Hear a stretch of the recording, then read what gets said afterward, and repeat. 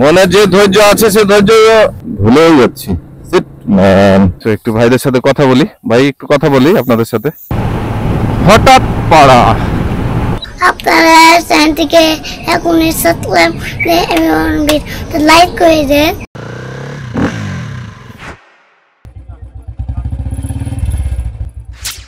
আসসালামু আলাইকুম ওয়া রাহমাতুল্লাহি ওয়া বারাকাতুহু। শুরু করছি পরম করুণাময় আল্লাহ তাআলার নামে, যিনি আমাদের সৃষ্টি করেছেন মানব জাতির রূপে।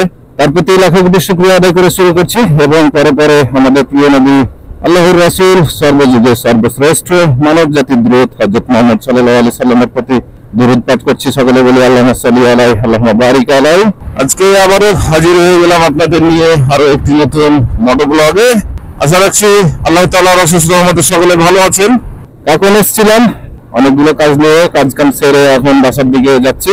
প্রতিদিনের ন্যায় আজকেও আপনাদের সামনে আমাদের গোদাগাড়ির বরেন্দ্র এলাকার কিছু ভিডিও নিয়ে হাজির হয়ে গেলাম। পেছন থেকে কেমন আসতেছে জানাবেন কমেন্টে, আর ভিডিওটি ভালো লাগলে অবশ্যই লাইক কমেন্ট শেয়ার করে দিবেন। আমাদের গোদাগাড়ির বরেন্দ্র ভূমি, বরেন্দ্র প্রাকৃতিক সৌন্দর্য নিয়ে আর কি আপনাদের সামনে আমার হাজির হওয়া।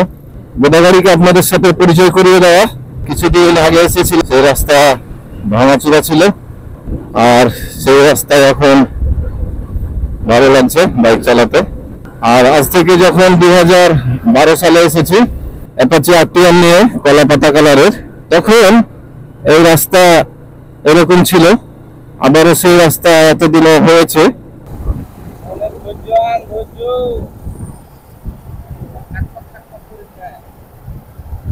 মনে যে ধৈর্য আছে সে ধৈর্য তৈরি করতে পারবি না তুই।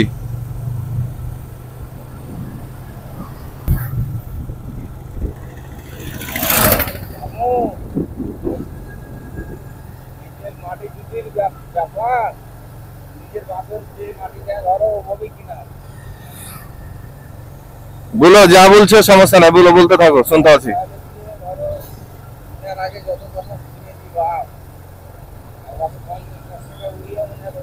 এই যে সামনে যে টার্নিংটা, এই টার্নিংটা আমি সেই সময় অ্যাপাচি আরটিআর নিয়ে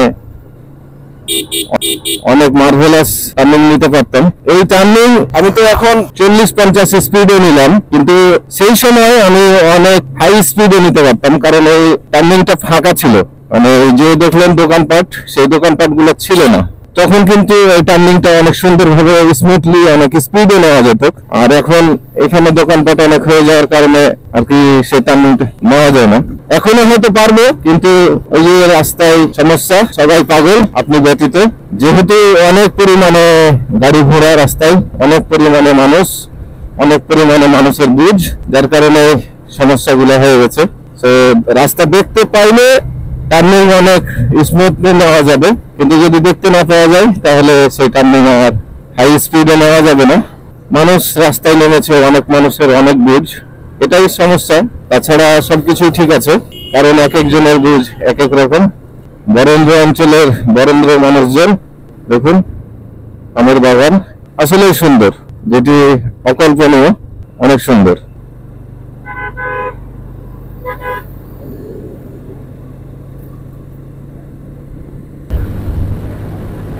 দেখি আজকে পেছন থেকে বয়ে নিচ্ছি, অনেক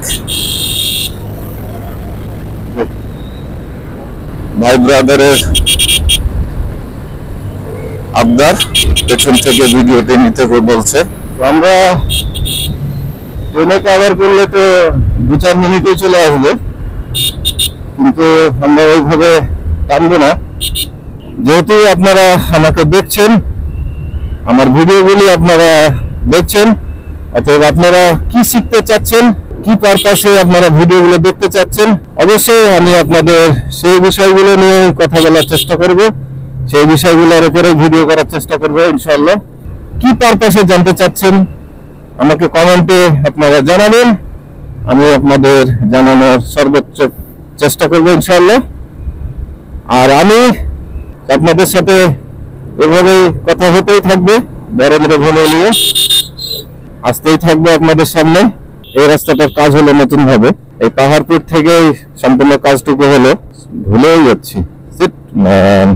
তো কর্নারিং গুলো দেখে জানাবেন আমার কর্নারিং গুলো কেমন হচ্ছে। কর্নারিং টেনেছি, হচ্ছে কর্নারিং। কর্নারিং গুলো রাস্তার অনেক সুন্দর, কিন্তু সুন্দরভাবে না নিতে পারলে খবর আছে। কর্নারিং গুলো আপনাদের সাথে শেয়ার করার জন্য ভিডিও করলাম আজকে, পেছন থেকে সব পূর্ণ রাস্তাটুকু। এই টার্নিংটা দেখতে পাওয়া যাচ্ছে, এখন সুন্দরভাবে নেওয়া যাবে অবশ্য।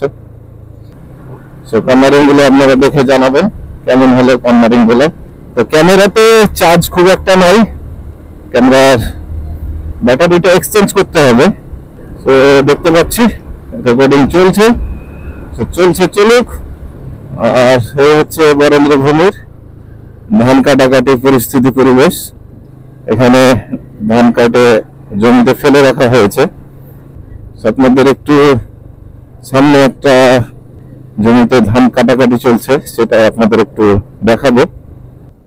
এখানে ধান কাটাকাটি চলছে, তো ভাইদের সাথে একটু কথা বলি, দেন তারপরে আমরা আমাদের গন্তব্যে যাব।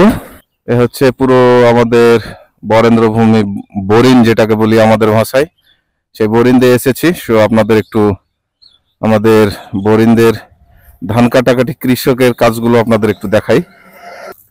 এই হচ্ছে জমি, এ হচ্ছে ধান কেটে জমিতে রাখা হচ্ছে, তারপরে বেঁধে আর কি নিয়ে যাওয়া হবে। এ হচ্ছে ধান কাটছে জমিতে কৃষকেরা, দেখতে পাচ্ছেন।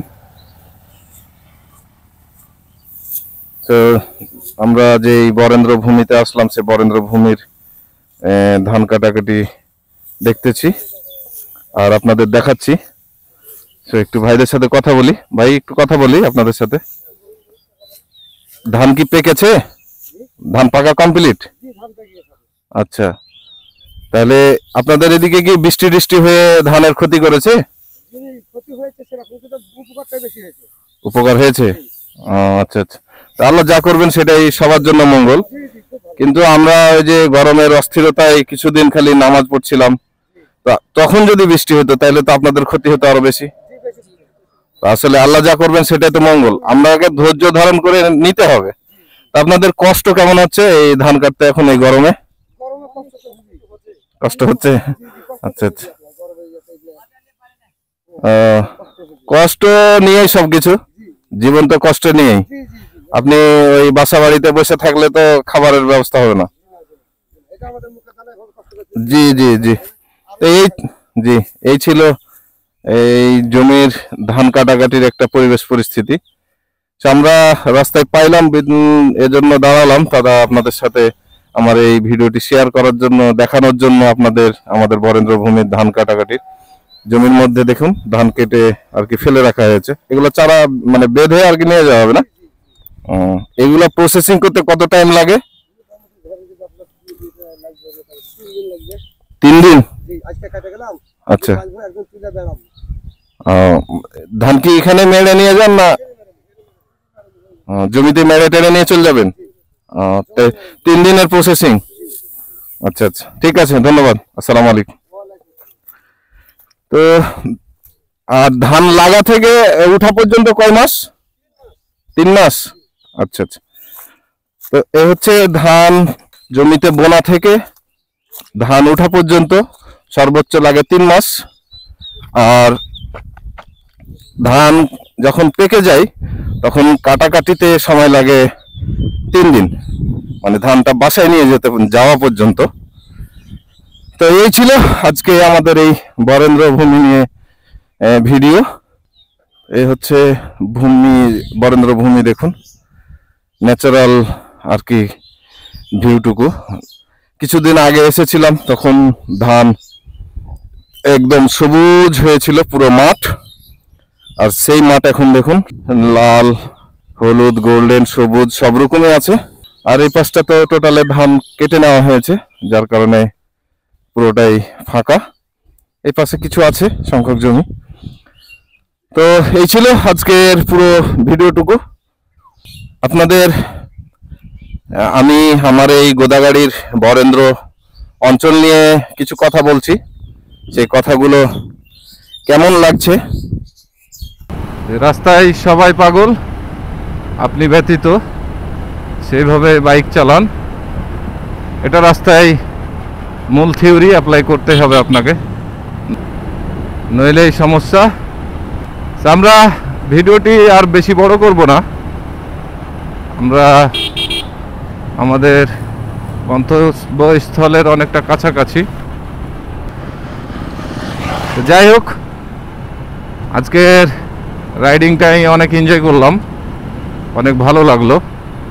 তো কাকনের বিউটিফুল রাস্তার, বিউটিফুল গ্রামের বিউটিফুল ভিউ নিয়ে নিলাম। এখন আমরা সামনে সাধুর মোড়, সাধুর মোড় থেকে চলে যাব গোদাগাড়ি। এই হচ্ছে সাধুর মোড় থেকে উঠে গেলাম গোদাগাড়ির জন্য। আমরা এই জায়গাটা একটু কাভার করব, টাইম অনেকটাই শর্ট, তাই এই জায়গাটা একটু কাভার করে যাব।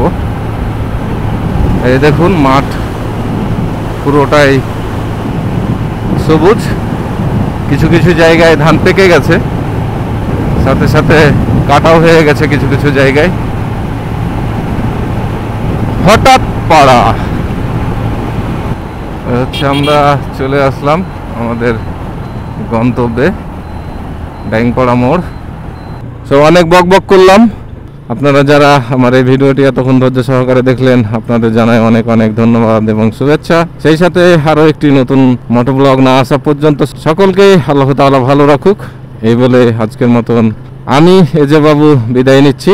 দেখা হচ্ছে আগামীতে আবারও নতুন কোনো জায়গায়, নতুন কোনো টপিকের উপরে। আসসালামু আলাইকুম ওয়া রাহমাতুল্লাহি ওয়া বারাকাতুহু। চ্যানেলটির সার্বিক সহযোগী Biswas glass and SS Thai aluminium, Daingpara মোড়, গোদাগাড়ি, রাজশাহী।